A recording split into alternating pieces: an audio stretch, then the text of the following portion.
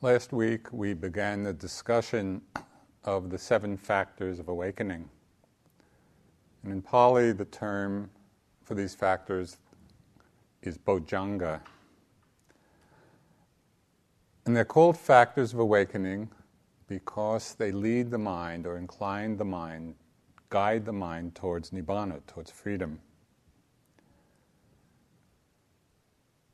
These factors are functions or activities of the mind, of our own minds. They're not something outside of ourselves. And each one of them has a unique contribution to make in the process of awakening, in the process of freeing ourselves. And they form a progression. Each one leads to the one that follows. Mindfulness is the first of these factors of awakening. And we discussed it in some detail last week. It's the one that sets in motion all of the rest. It's both the foundation for, and it sets the wheel of the factors of enlightenment rolling. So this is from the Anapanasati Sutta. These are the words of the Buddha. And how, bhikkhus, do the 4 foundations of mindfulness, developed and cultivated, fulfill the 7 enlightenment factors? Bhikkhus, on whatever occasion a bhikkhu abides, contemplating the body as body, or feelings as feelings, mind as mind, dhammas as dhammas, each of the foundations. On whatever occasion a bhikkhu abides these, fully aware, ardent, and mindful, having put away covetousness and grief for the world, on that occasion, unremitting mindfulness is established in him. On whatever occasion unremitting mindfulness is established, on that occasion, the mindfulness enlightenment factor is aroused. And one develops it, and by development it comes to fulfillment. Abiding thus mindful, one investigates and examines that state with wisdom. One investigates and examines that state with wisdom and embarks upon a full inquiry into it. On whatever occasion, abiding thus mindful, a bhikkhu investigates and examines that state with wisdom and embarks upon a full inquiry into it. On that occasion, the investigation of states enlightenment factor is aroused, and one develops it, and by development it comes to fulfillment. So it's always good to just hear the Buddha's direct instructions on this. By abiding mindfully, unremitting mindfulness. It's a good phrase to keep in mind. Unremitting mindfulness. And then one abides contemplating, investigating. One actually does something with what one is mindful of. And this is the second factor of awakening. In Pali, the term for this factor is Dhammavicaya, and it's translated in various ways. Sometimes it's translated as investigation of states, or investigation of truth, or discrimination of dhammas, or discerning the Dhamma. And one of my favorite translations is truth-discerning wisdom. Right? So this is a particular faculty of mind. It's a particular activity of mind, this investigative factor, the factor of inquiry that discerns the truth. And so we might think of it, this particular awakening factor, as that which discerns or illuminates the truth by means of discriminating wisdom. One teacher summed it up very colloquially and aptly, saying, this factor of enlightenment is knowing what's what. Right? And that's really the gist of what this particular activity of mind does. It's knowing what's what. So again, from the Buddha, when a bhikkhu dwelling mindful in this way discriminates, inspects, applies investigation by means of wisdom, then the awakening factor of Dhamma discrimination is developed. So I hope you're getting an idea of this particular quality of mind and what it does. Discriminates, inspects, applies investigation by means of wisdom. So it's an active quality in our minds. And it's precisely this particular factor that awakens us from ignorance.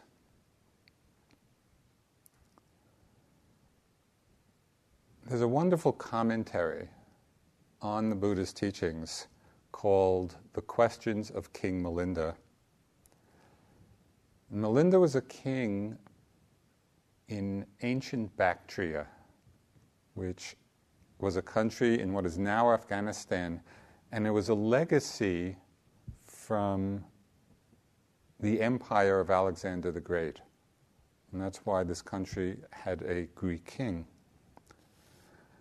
And perhaps like other Greeks of that time, he was well versed in philosophy and in debate. And it's said, according to this commentary, that as a disputant, the king was hard to assail, hard to overcome.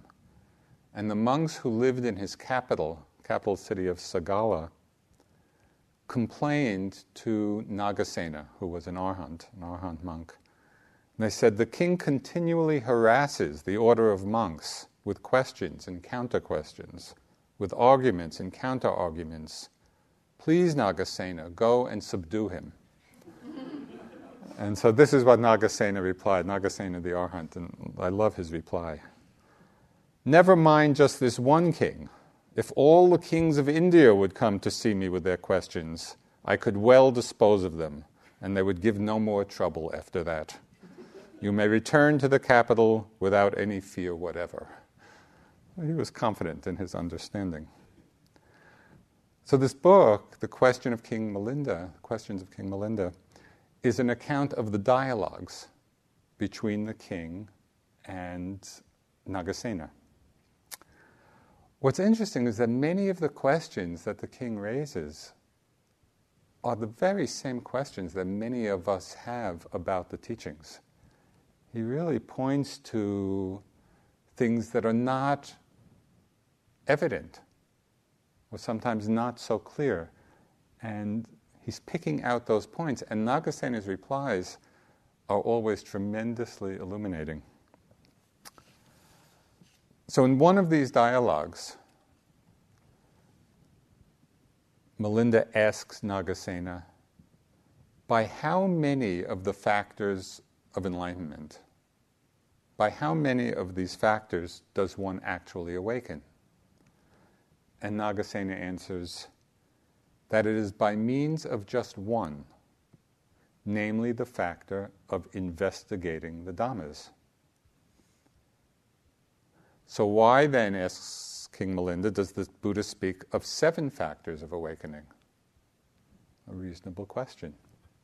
So Nagasena responds, does a sword placed in its sheath and not grasped in the hand succeed in cutting what needs to be cut? If the sword is staying in its sheath, is it able to cut anything? Certainly not, the king replied. In exactly the same way, Your Majesty, one cannot awaken by means of Dhamma discrimination without the other 6 awakening factors. The other 6 factors are needed to unsheath and wield the sword of wisdom, but it's wisdom which cuts through delusion. And so we see the importance and the power of this particular factor of enlightenment. I think it's crucial that we understand the activity of investigation, the activity of inquiry. The other factors support the sword, but we need that sword of wisdom to cut through delusion.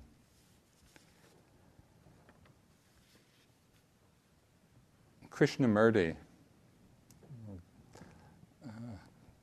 expressed this very well. In more contemporary terms, he said, "It's the truth which liberates, not your efforts to be free." What actually liberates the mind is truth-discerning wisdom. So that's what we need to be cultivating in our practice.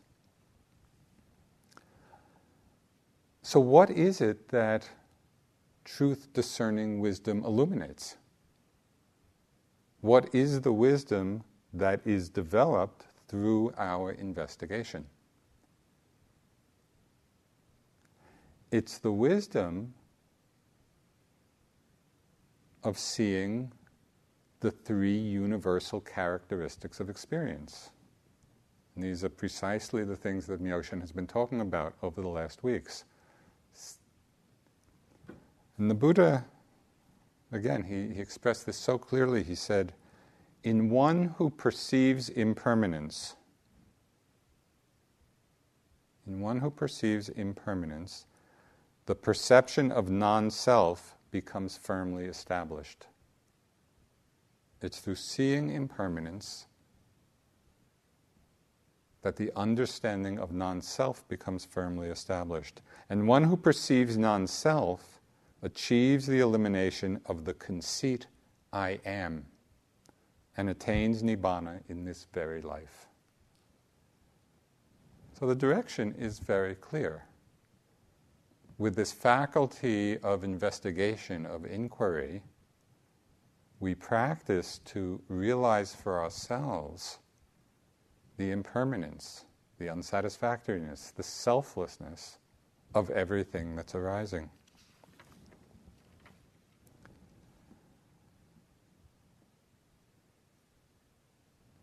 By understanding that it is wisdom that illuminates what is true,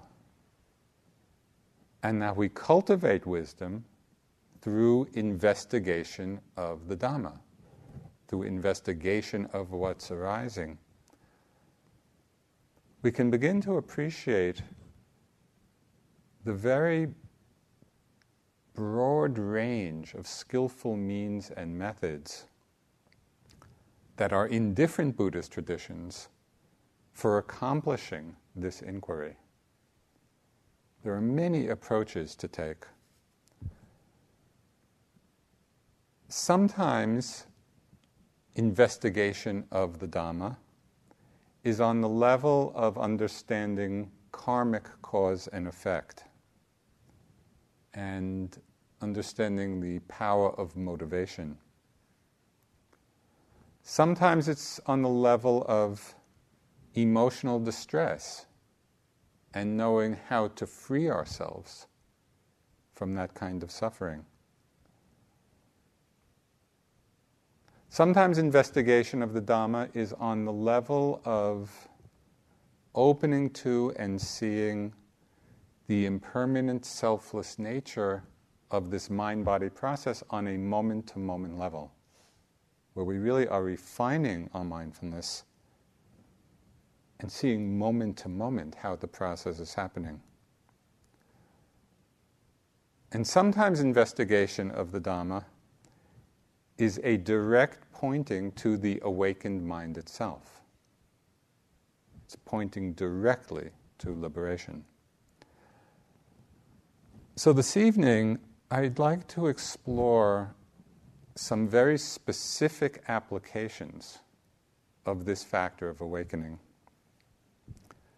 and how we can practice and develop it not only in our formal meditation practice, but also in our daily lives. So last week we talked about how mindfulness calls to mind or remembers what is skillful and what is not skillful. Mindfulness remembers this, but it's investigation of the Dhamma which actually makes the discrimination. It's wisdom which shows us this is skillful, this is not skillful, this is wholesome, this is not wholesome.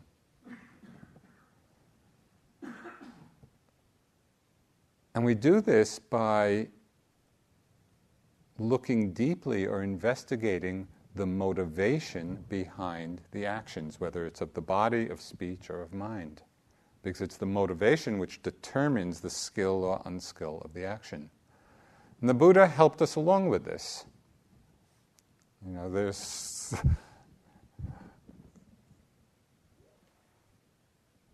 just tremendously appreciative of the clarity of the Buddha's teachings, because it would be very hard to figure all this out by ourselves. His understanding of the mind and how it's all working is so amazing.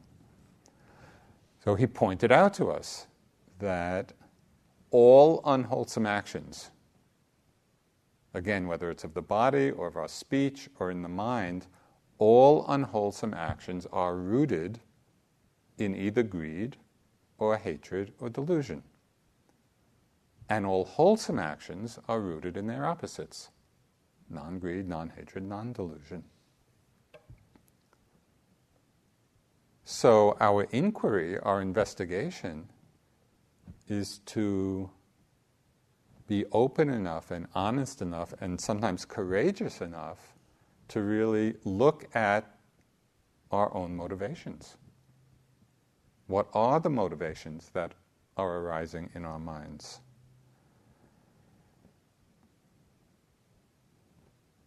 When we see them clearly, it's possible that that clarity of vision might put a dent in our self-image, because we might see motivations, unwholesome motivations, that we weren't even aware of. On the other hand, seeing clearly might actually inspire us when we see very powerfully wholesome, skillful motivations. So we need to be open enough to really see honestly, okay, what is it that's there?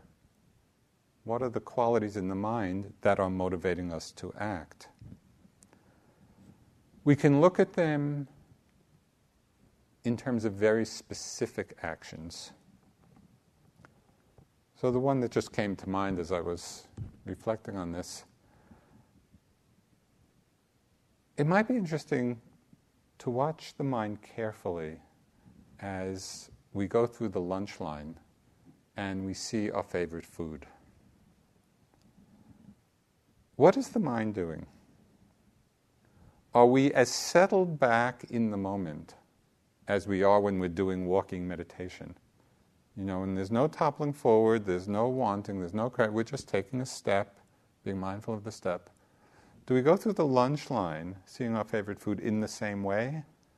Or is there kind of a slight anticipatory leaning forward, or reaching for within anticipation and desire? It might be a very small thing, but still a movement of the mind, an unwholesome motivation in mind. We might investigate motivation in a more general way of just looking at what is the basic aspiration of our practice? Why do we come here?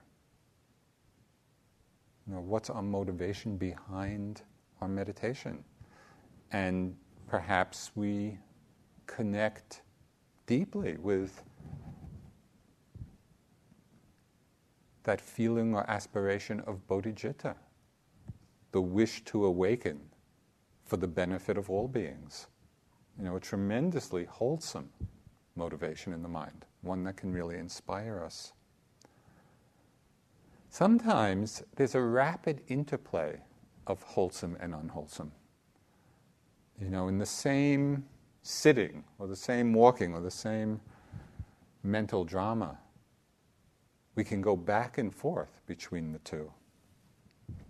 So I had an example of this on my last retreat when I was sitting here at the Forest Refuge.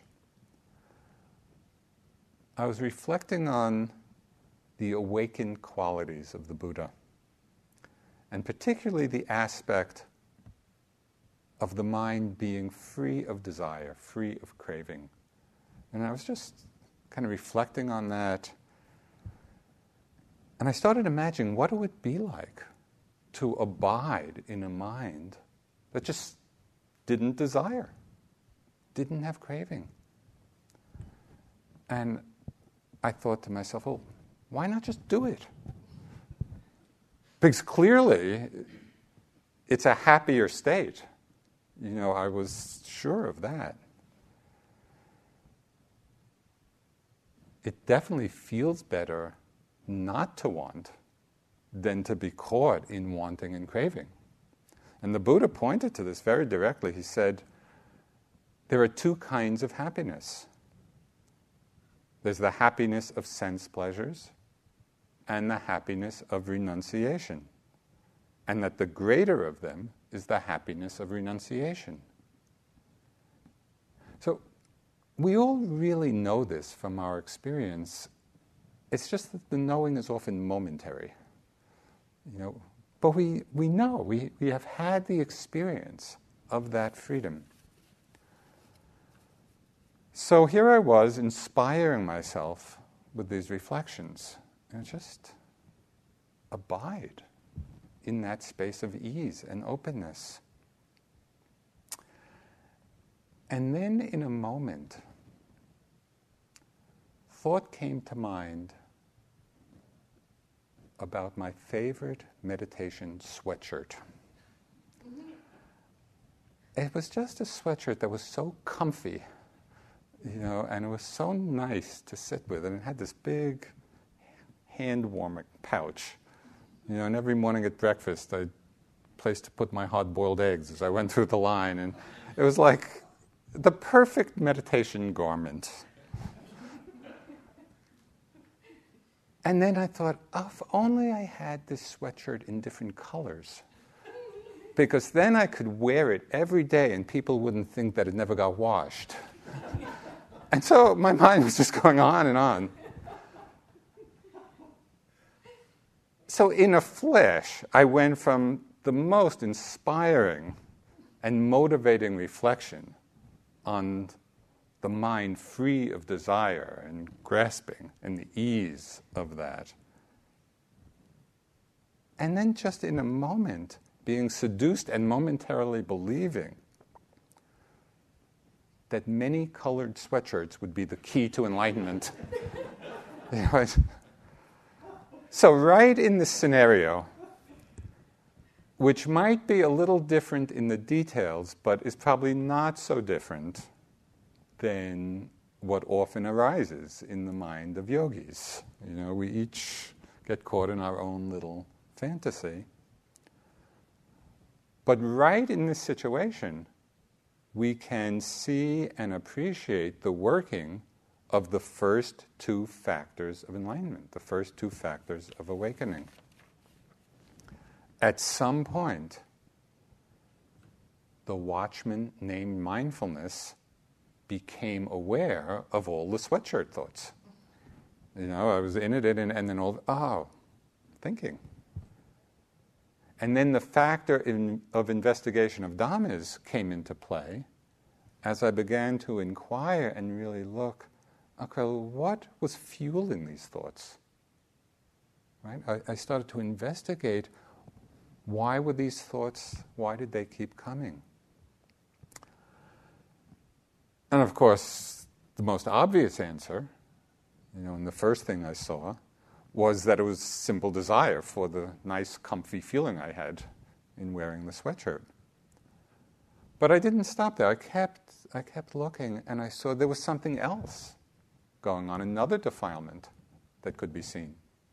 And that was the defilement of conceit.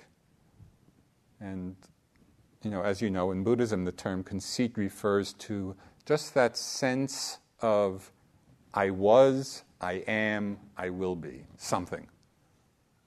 Right? So in this case, even as I was on one retreat, my mind was already projecting myself into a future retreat. Right? So there was I am, I will be. So just seeing, not with judgment, just truth discerning wisdom. right? Discrimination of dhammas. That's the activity of this factor of awakening, to inquire, how is it happening? What's actually there? At this point, I created a little cartoon character for the defilement of conceit. And I could just see kind of this little character in the mind, and I gave it a name. And the name I gave it was Will Be. Will Be. I was, I am, I will be. So every time conceit came, Will Be is here again. And just seeing that and giving it that name, it was enough to kind of puncture it, deflate it. Okay, so this is one area of investigation of dhammas, really seeing what is skillful, what is not, what is wholesome, what is not, and understanding how they're arising in the mind. Investigation of dhammas also comes into play when we find ourselves caught in major storms of afflictive emotions, or in simply acting out some of our basic personality tendencies. We can investigate both. In these situations, Ajahn Chah, the great Thai forest master, he gave a very important reminder to us when we're lost in different kinds of emotional suffering or personality level suffering. He said there are two kinds of suffering. One that leads to more suffering, and one that leads to the end of suffering. So when we remember that, it can prompt the exercise of this factor of awakening. Right? When we're in the midst of some suffering, do we simply want to be acting out patterns that lead to more suffering, or do we want to investigate and see what is the cause of it? Can this be the suffering that leads to the end of suffering? So in times of emotional turbulence, first we can investigate what it is that is actually arising. What is the nature of the emotion itself? And then we can inquire how we're relating to it. Are we claiming it to be I or mine? Sometimes the act of simple recognition, of clear recognition, is enough to come to a place of acceptance and letting go. So instead of being tossed about in a storm of undifferentiated emotion where we don't quite know what's going on, and we're just in a state of turbulence, we can begin to discern, or we can practice investigating, what is this? Is this fear? Is it sadness? Is it unhappiness? Is it anger? Is it rage? Is it loneliness? Is it boredom? The clarity of discernment can be a tremendous help in the process of acceptance, because it allows us to become aligned with what is actually there. If we're misperceiving it, or we're confused about what's present, very difficult to accept it because we're not fully aligned with it. We don't know exactly what it is. With quickly passing emotions, it doesn't matter. We don't have to bring this investigation to every emotion that comes. But when we're caught, when we're stuck, when we're suffering, then to look carefully, to discern clearly, can be a tremendous help.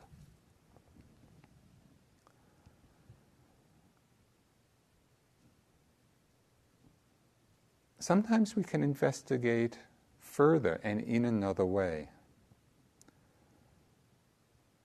With the sword of discerning wisdom, we can cut through the Gordian knot of self. I don't know if you remember from mythology about the Gordian knot. This is also from the time of Alexander the Great. On his march through Asia, he came to this kingdom of Gordos, and the king had created in some way this very complex knot. And the tradition had it that anybody who could untie the knot would then go on to conquer much of Asia. So many people came, and tried to untie it, untangle it, and no one could. And then Alexander the Great comes marching through, and he comes to Gordos and the knot, and he's told of the prophecy, and he simply takes his sword and slices it through. That can be our sword of wisdom in slicing through, cutting through the very notion of self. I just want to share with you one example of this in my own practice in life. And it was a very difficult situation. Years ago, this is 15 or 20 years ago, had a situation where a very close friend did something that I felt as a huge betrayal of my trust. And I don't know whether you've had that experience of the feeling of betrayal, but it is a tremendously painful emotion. It just felt like a knife in my heart. And I was going through a lot of emotional and mental machinations in dealing with it, and trying to be with it. From my first plotting of revenge to saying, no, I really have to work on this in myself. And finally, after being with it for quite a while, I had a realization that proved to be very liberating. Even as I was experiencing this feeling of kind of the knife in my heart, I realized for that knife to hurt, it needed a place to land. And if there was no self for it to land on, it wasn't a problem. And understanding the situation in that way, it was like the relief of this huge emotional burden. Through coming to that understanding of the selfless nature of the whole process. So sometimes investigation of the Dhamma right in the middle of intense emotional difficulty, if we really are examining carefully, and with interest, okay, what is the cause of suffering here? It was not what the other person did, even though it was not a very skillful act. The real suffering was because there was a self to receive it. And in the dissipation of that, the mind and heart again came to a place of ease. So all of this is investigation of the Dhamma. We actually are using our practice to liberate ourselves.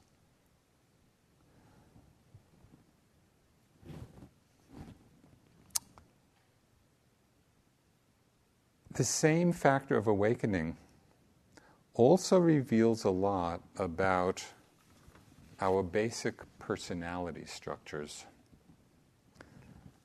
Now, you may be familiar with, the personality types, especially as they're described in The Path of Purification, which is one of the great commentaries on the Buddha's teachings. And people are described with the template of, either greedy types or aversive types or deluded types. And there's quite detailed descriptions of how each of these types of personality acts and relates in the world. Basically, the greedy or desirous type are those who just go through life seeing what they want, seeing what they like. And that's nice, that's nice, that's nice, I like that. And that's their basic take on the world. The aversive types habitually see what's wrong with their world and with everybody in their world. And so that personality type is just seeing the negative side of things. That isn't right, that isn't right. And the deluded types don't notice much of anything. They're just kind of going around in a cloud of delusion. Of course, and this is important, each of these types has a positive enlightened side as well. And so we want to not get too dismayed. The greed and desire, in its more enlightened aspect, gets transformed into faith and devotion. Aversion can be transformed into a discriminating intelligence, a very keen intelligence. And delusion, in its more positive aspect, is transformed into a profound equanimity. The reason I like this template, and it's kind of fun to actually look in the books and see all the ways different types manifest, because it's pretty easy to recognize ourselves. What I like about it is just a schema, is that it helps us to see it all impersonally. Right? We see that it's just the working, the impersonal working of a particular personality pattern, rather than as being some reified expression of self. So rather than taking these patterns to be, that's who I am, that's me, we see, it's just that pattern playing itself out. And when we see it in that way, then we can train ourselves in practicing the positive aspects of them. It all becomes very malleable, very workable.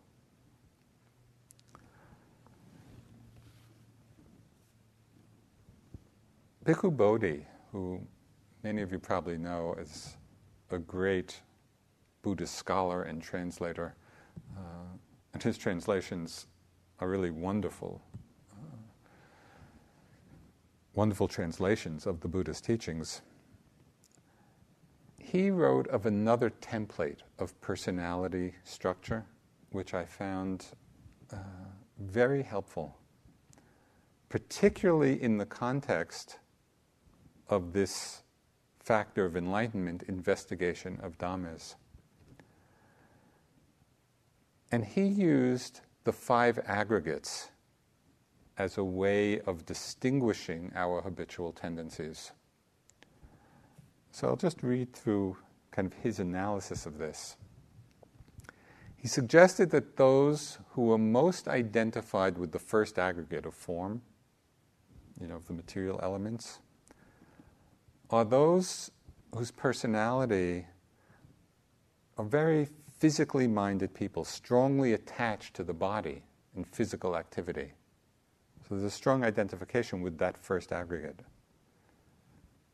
Those who are most identified with the second aggregate of feelings are the hedonists, people who are most attracted to and attached to pleasure, because that's the feeling aggregate. People identified with perception are those for whom aesthetic concerns are very predominant. And it's when I read that's what jumped out at me as a moment of self-recognition. Because when we were building and designing the forest refuge, there were many times when my mind, one might say, became a bit obsessive about the perfect design and what needed to be done. But at the time, I really didn't understand it as related to this aggregate of perception and a possible identification with it. I thought I was just seeing things clearly. So when I read this, it was very illuminating at a particular personality trait of mine. If we're identified with the fourth aggregate, of intentions and mental formations, then we might be the kind of people who give more importance to emotions. Or if volition particularly is predominant, then we might be the people who are very action-oriented and be identified with, well, we're the one who can get things done, because we're so identified with that volition or intention. And those who are most identified with consciousness often see themselves primarily as thinkers. Well, I'm the one thinking, I'm the subject of all these thoughts. So, of course, it's important to remember that any template is a conceptual overlay on experience. So we don't want to take these to be kind of some statements of absolute truth. But if we use this awakening factor of investigation of the Dhamma, in this way, we can begin to see the conditioned nature of those traits that we most take to be ourselves. It's a place often where the sense of self coalesces and congeals in our basic personality traits. So if we investigate with any of these templates, we really begin to see their impersonal, impermanent nature.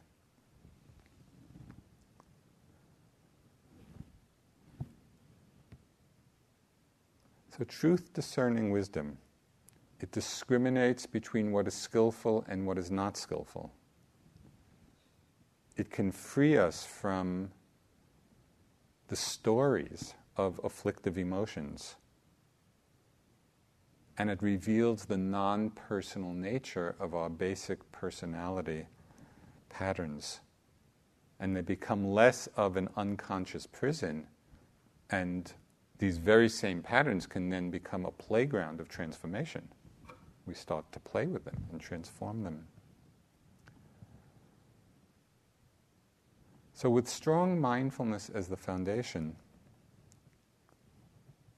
this enlightenment factor of investigation of dhammas also explores the basic nature of this mind and body. And here we're leaving the level of content and beginning to look directly at the momentary process.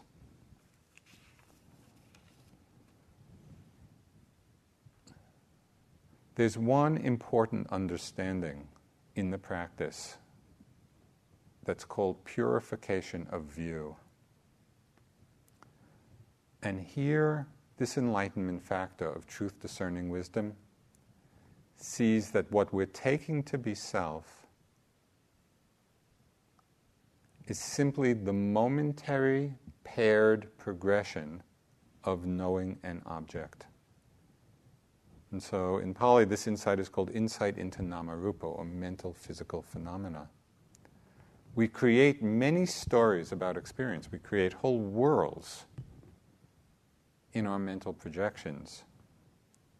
But the whole big story of self, when we investigate carefully, comes down to moments of knowing a sight, knowing a sound, knowing a smell, knowing a taste, knowing a sensation, knowing a mind object. That's all that's going on. But out of that, we create a whole big superstructure, a whole big story of self.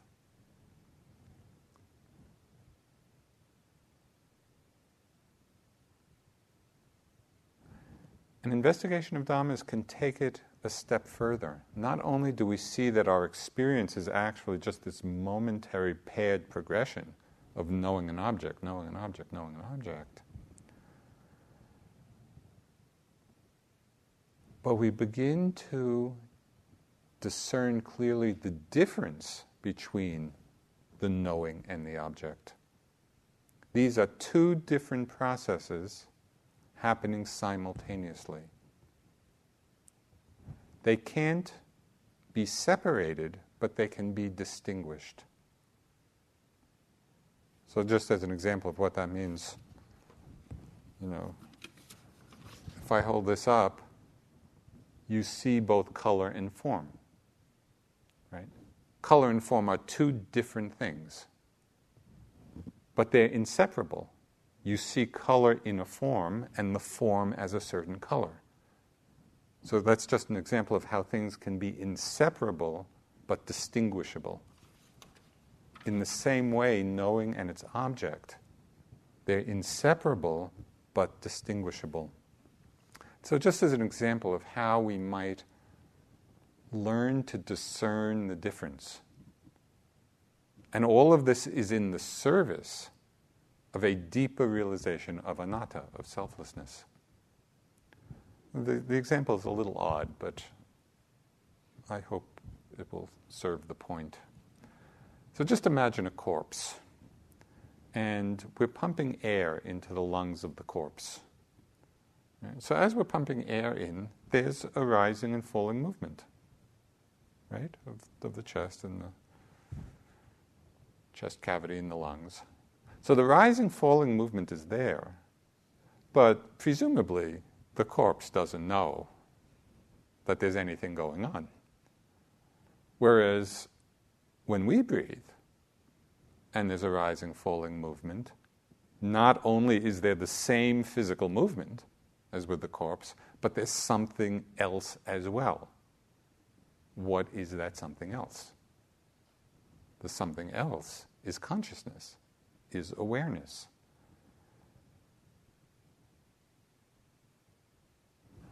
Do you get the point? So just as an experiment, sometimes sit and imagine yourself as a corpse. No, let's forget that one.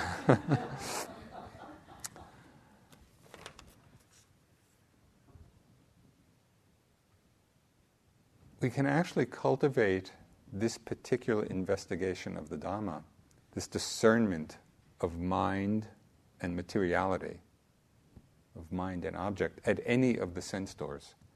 We can do it with hearing. The sound is just physical elements. The knowing of it is mind. A smell, a taste, a sensation. The sensation is just a physical element. The knowing of it is mind.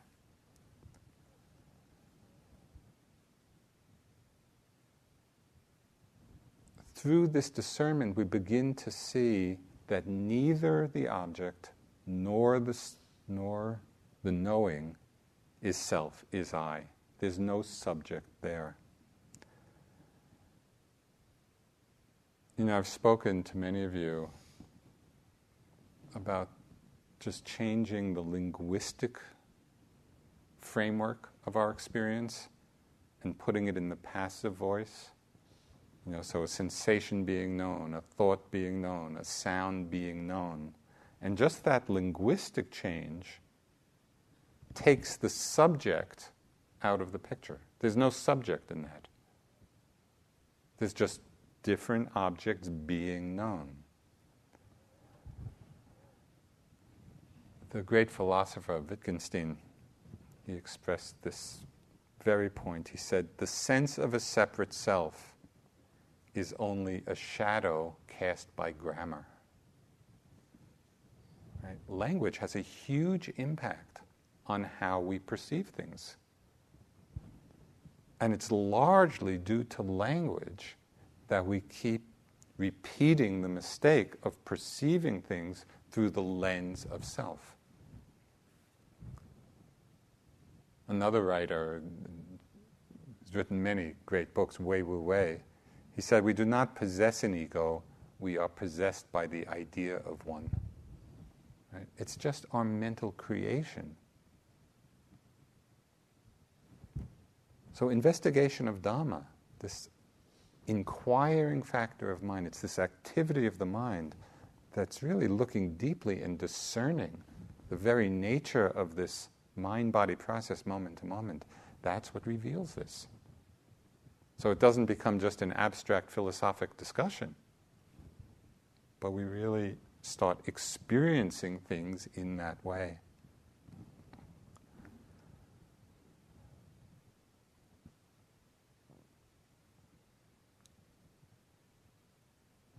As Buddhism spread throughout Asia and through different cultures, there were many different skillful means and methods that were used in the cultivation of this factor of enlightenment. In India, the Indian culture was very analytic. And so a lot of the teachings, as you know, in the Theravada tradition, are very detailed analysis and a deconstruction of the sense of self. In many of the other cultures that were not so analytic, there were different methods used to investigate the truth, to investigate the Dhamma, and to come to this realization of selflessness. And in Zen, there's a teaching called the Doctrine of No Mind. And in this teaching, there's a direct pointing to the empty, selfless nature of awareness. And many of the koans in Zen practice are really a means of leading to this realization. So there's one, it's kind of a koan or a dialogue, which is this direct pointing. And when I was on retreat, I just happened to come across it, in doing a little reading. And it had such impact because right in the middle of the retreat, it's like it became very alive. So I thought to share with you because it really has the power to liberate. And it's a famous dialogue between Bodhidharma, who is said to have brought Buddhism from India to China, and Huike, not sure of the pronunciation, but he's the person who became the successor to Bodhidharma. But as legend goes, Bodhidharma was sitting in this cave for 7 years, facing a wall, contemplating the ultimate. And Huike came, and he was in a state of tremendous distress. And he kept imploring Bodhidharma to give him the teachings. And it said Bodhidharma just sat,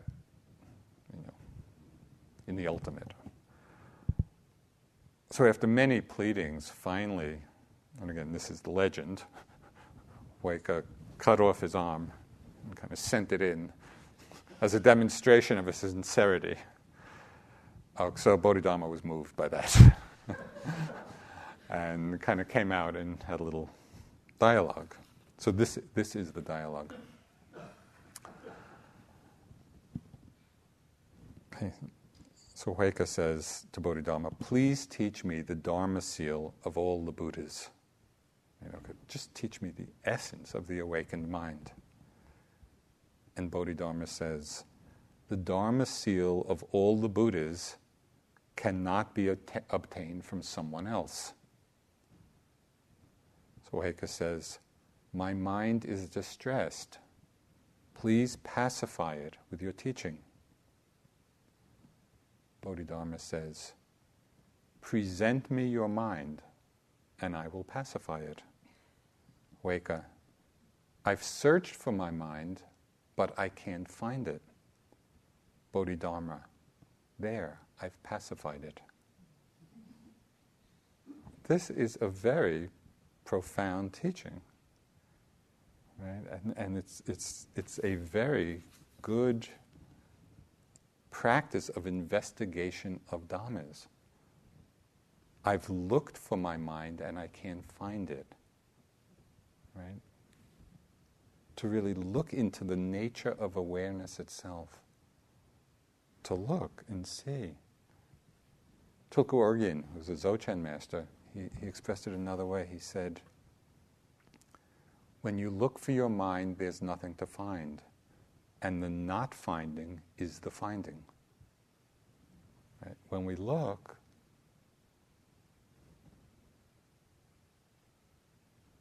there's nothing to find, and that's the finding. It's already pacified when we understand this empty, selfless nature of the mind. And how do we understand it? By a direct looking at it. So that's another way of practicing this factor of awakening. So sometimes in my practice, and often just in walking about, I'll remind myself just the phrase, already pacified. This empty, open nature of mind, it's already pacified. So I'll just use those couple of words, already pacified. And I often feel, just in that moment of remembrance, a kind of settling back from, a subtle wanting or leaning forward or anticipating of experience that I didn't even know was there till I reminded myself, already pacified, already empty, already selfless. So we can use all of these different teachings, all of these ways of cultivating this factor of enlightenment, this truth-discerning wisdom.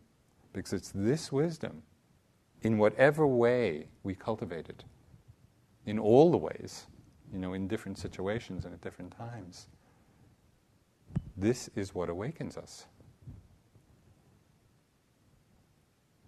I'll just close with a kind of a very moving little statement that says, the light of a single candle can illuminate the darkness of 10,000 years. It doesn't matter how long we've been lost in confusion, in a thought, in an afflictive emotion. The light of a single candle, a single moment of truth-discerning wisdom dispels the darkness. So this is our practice. This is what we're doing. And all the other factors of enlightenment are in the service of wielding this sword of wisdom. So let's sit for a couple of minutes.